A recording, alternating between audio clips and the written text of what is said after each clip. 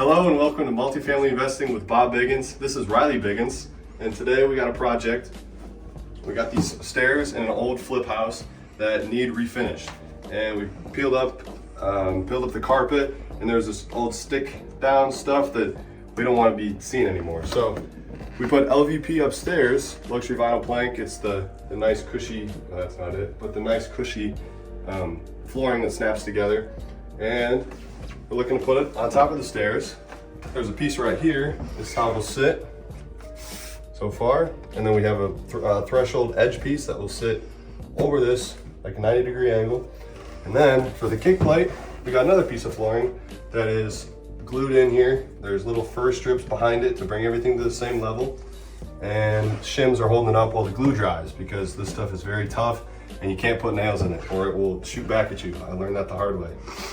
And we'll keep you posted as things keep moving along, but this is the plan. And then we'll trim out back here, up here, and along the sides, and it'll be beautiful.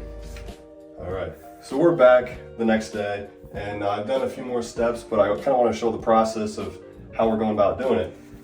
So we have these pieces of paneling from a different job. They're 1/8 of an inch thick, and these are propping up just like I showed yesterday. We're trying to trim out so that these pieces of LVP come out flush with the original tread. So I just figured out, okay, it's 2 pieces. So I got 2 pieces cut, 2 pieces, and the test piece of the flooring, which is 6 mil, so almost a 1/4 inch. Props up in there, and as you can see, it's flush. We're darn close to it so that we can put trim up here. So I just wanted to show, we got a nail gun, 18 gauge I believe. Pop a few nails in, and you're all set. So now you got your backer prepped, and I have a piece cut already to go in here, but stick it up there, looks good. Fill it up with glue. We're using liquid nails for subfloor and deck. It's pretty strong stuff. And it oozes out a lot, so we got a little piece to catch that. I don't want to waste it, but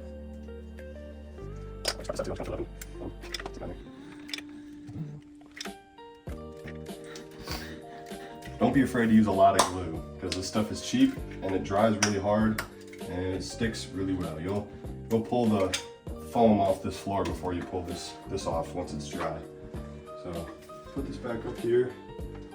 Piece to catch the excess, and this will stick right up here. We'll get this out of the way. The test piece,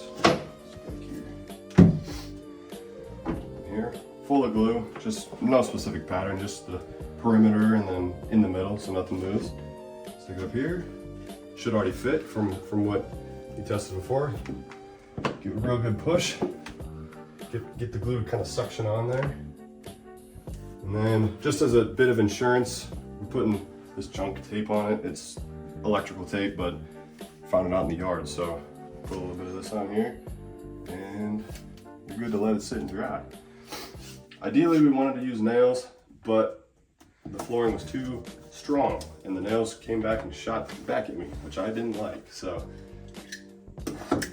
piece on here, and so on. We'll do 3 pieces, center them up. And worst case, we can put some screws down into here, because we'll have a 2-inch edge piece that will come down, or a piece of 2-inch edging that will come down and cover those. So once this dries, we can put, I don't know, we can put some screws in there or whatever we need. So that's basically the process of it. We'll finish taping this up and see you all in the next step.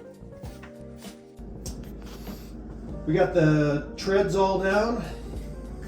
Measure each one, cut the size, because they're amazingly enough from top to bottom, there was about 3/4 of an inch difference in length going up to these.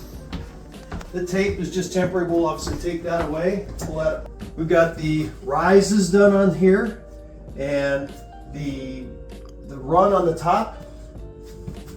If you've never used one before, an undercut tool. You set your board up here, you trace it, and you just cut along that line, then you slide the board underneath. Sounds like that. Here, same way. Just ran a piece into here, And we'll dovetail that into some carpet in that room. We extended this baseboard down here. I think it looks really terrific. And we'll end up quarter rounding along here, quarter rounding along there.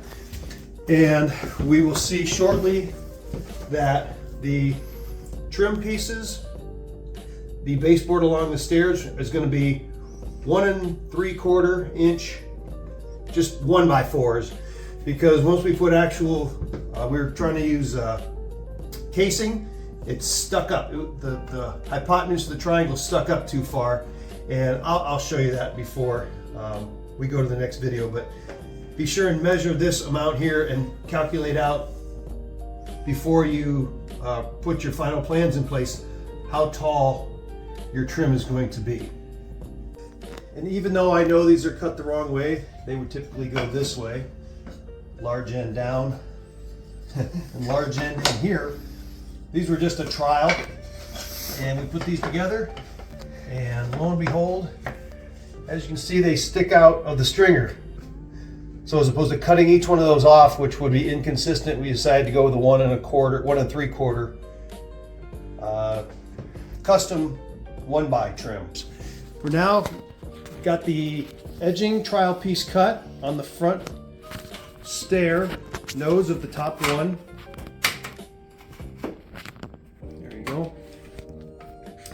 Quarter round is going to go on both sides, like so. So I'm going to come back around here. The pieces lined up. Going up the stairs now. These are the trim pieces all the way up. What the material is, you would wonder, is I ripped it to 1 3/4 so that I would come right up to the corner up here on the stringer. And what it was, when I bought this house, it had a green ping pong table. It was great wood though. And we just ripped the ping pong table, and this ping pong table is going to stay with this house. So that's the 1 3/4. About top 1/3 has been nailed in, and the rest has been dry fit. So this is how it'll go get in specifically. Put in. Put a little bit of caulk on there. Use it for glue or caulk. Alex caulk is really a pretty good glue actually too. Probably squish out a little bit. We can just seal that up.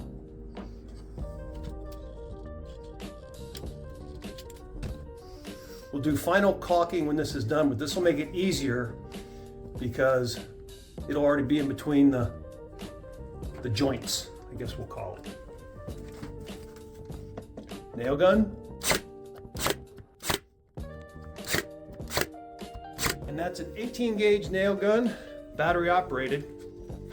And we got several more to go, but more to come. Here we are. We're going to install this stair nosing here. We're going through this LVP flooring, which is really difficult. It's super hard. Let me rephrase that. It's not difficult. It's just really hard. The nails don't like to go through it. So what we're going to do is we're going to pre-drill and pilot drill just through the LVP flooring each one of our holes when we're setting this. So what I like to do is make sure that we're level and we're super tight. Take any of the ones that are in the middle first.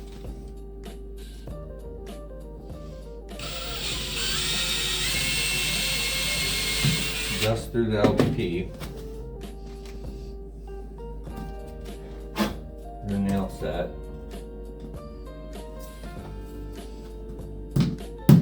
We're not going to drive the nail all the way because we will dent the new nosing. So we take our punch here when we get close.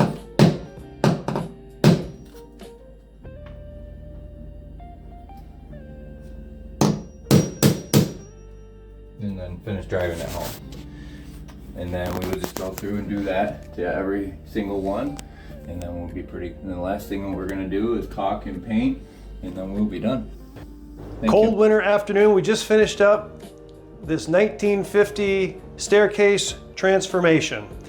It was pretty good, long project, not too expensive, used luxury vinyl plank flooring, a lot of scraps, a few fulls, but we were able to do the rise and the runs. These treads here, I got online. I needed the 2 inches to cover, so that way we could use one piece of luxury vinyl plank that only came to here, but this way it covered it up. It was toolsforfloors.com, tools4floors.com, and it was really a good price, and it comes in 12 foot, but they'll cut it for you for free for 4 foot long and 6 foot long, and then you get 12 footers if you want them, if you got a long run. So it's cheaper than the big box stores, and I think is just as nice or nicer. It's very thick metal as well. But anyhow, so we come down and we've got all of our trim pieces completed and painted up on our risers. We've got all the treads down, quarter round in place, and really turned into a nice looking project compared to the carpet that once was. So thank you for tuning in. I realize your time is very important and I don't take that for granted. So come back again. This is Multifamily Investing with Bob Biggins, signing out.